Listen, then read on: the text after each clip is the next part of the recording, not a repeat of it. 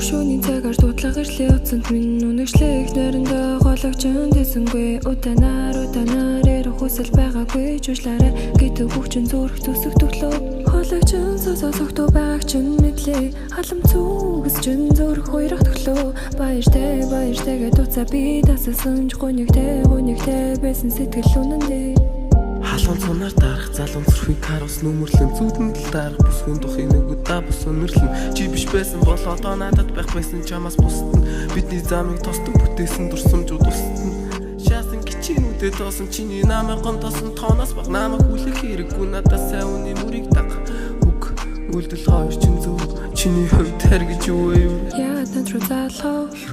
гэж юу яа намайг санав хэрэгтэвч юу яад бүхнийг дуурсав яад намайг хүлээв